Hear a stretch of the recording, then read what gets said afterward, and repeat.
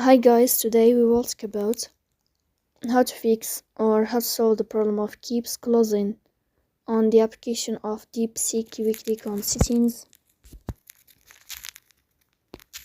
Here we go to settings like this. In this page we click on apps, default apps, app settings.